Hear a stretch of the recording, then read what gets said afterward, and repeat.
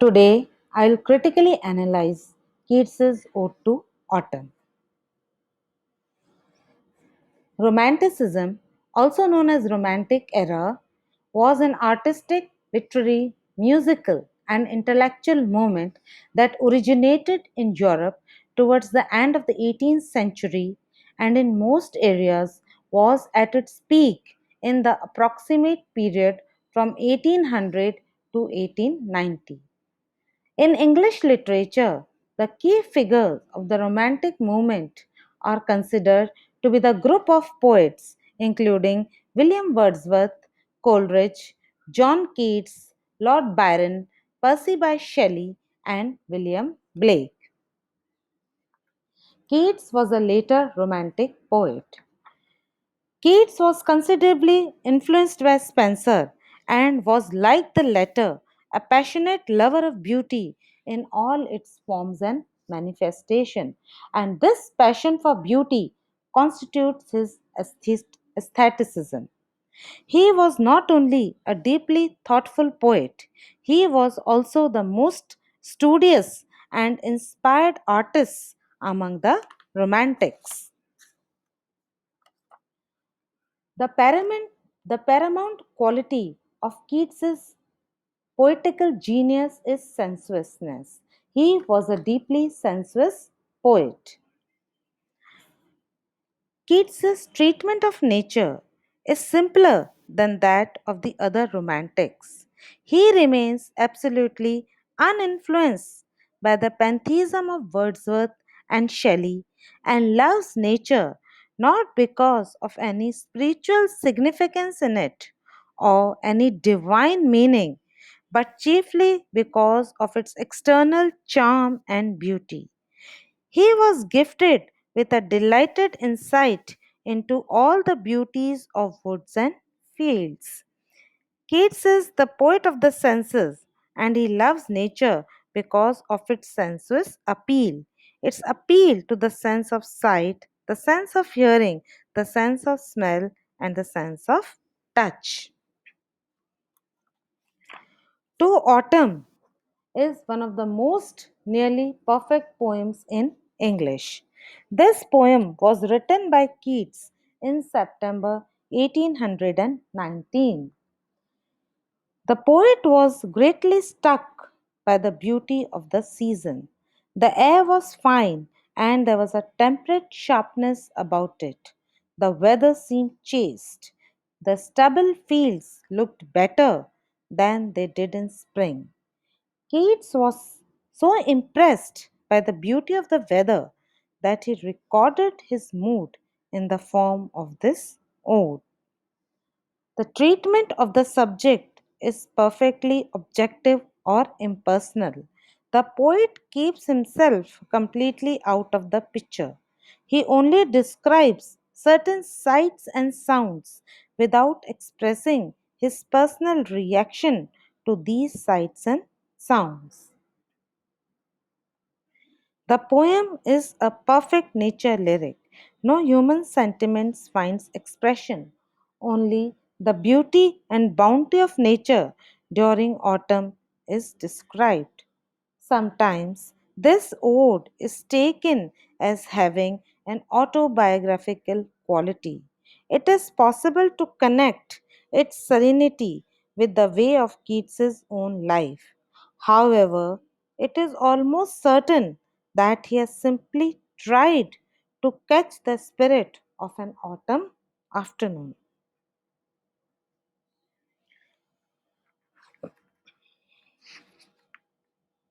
The first stanza describes the bounty of autumn with all its sensuous appeal. In this stanza, the poet has described the bounty of autumn. Autumn is the season of mists. It is a season during which different kinds of fruit ripen, and it seems that autumn actively cooperates with the sun in bringing about the maturity of the fruits. Thus, autumn and the sun work together for the ripening of all kinds of fruits. The vines running round the edges of thatched roofs become loaded with grapes during autumn. The branches of the apple trees are bowed nearly to the ground with the weight of apples. The apple trees growing in the cottage gardens are covered with moss and are weighed down with fruit. All fruit is filled with sweetness to the core. The gourd grows bigger and bigger. The hazelnuts are filled with a sweet kernel. Certain flowers also bloom in autumn. The bees suck the sweetness of these flowers. To the bees, it seems that these flowers represent a continuation of summer. For the bees, therefore, the warm days of summer have not ended. The sticky cells of the honeycomb are filled to overflowing with honey, and yet autumn provides more flowers in case the bees may like to draw more sweetness from them. The second stanza describes the occupations of autumn. It contains some of the most vivid pictures in English poetry. Autumn is here personified as a winnower, as a reaper, as a gleaner, and as a cider presser. Autumn is here seen as a woman who performs the task of winnowing, reaping, gleaning, and cider pressing.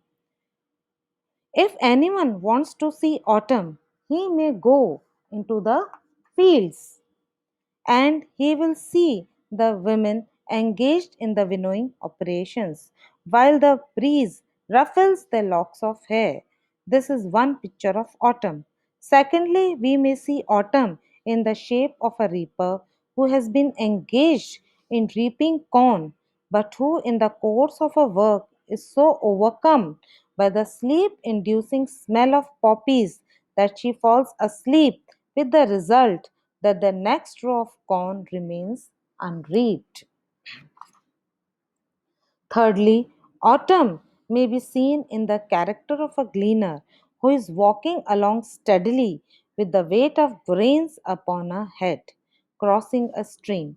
Finally, autumn may be seen in the figure of a woman who is crushing the ripe apples in the wooden press to obtain their juice from which cider is to be made. Thus, this woman sits by the cider press and watches patiently the apple juice flowing out of the press drop by drop. Thus, autumn is seen in four different guises corresponding to the different occupations of the season. The third stanza describes the sounds of autumn. Autumn has its own peculiar music. The sounds of autumn are heard in the evenings. When the sun is setting, a soft glow irradiates the fields from which the corn has been reaped, leaving the stumps behind. The long drawn out clouds in the sky look like the bars of a grate. At this time, the melancholy buzzing of the knots is heard. The knots fly about among the shrubs growing on the river side. The knots are carried upwards when the wind is strong, and they come downwards when the wind is feeble. In addition to the knots, singing in a melancholy chorus, the bleating of full grown lambs is heard from the hills which bound the landscape. Then there is the chirping of the grasshoppers.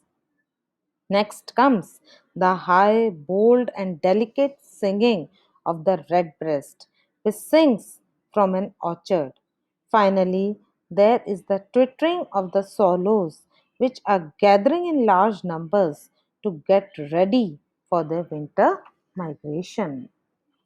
The poem is written in a calm and serene mood.